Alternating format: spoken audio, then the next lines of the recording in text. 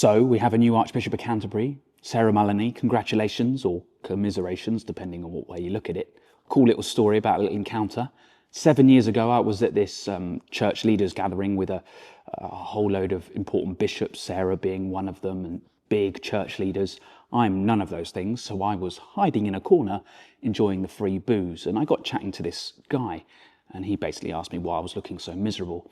And I acknowledged that I was probably about to lose my job, because earlier that week, High Court Judge Mark Ockleton, if you want to Google him, had visited my church to decide whether or not to give me permission to remove the pews from the church.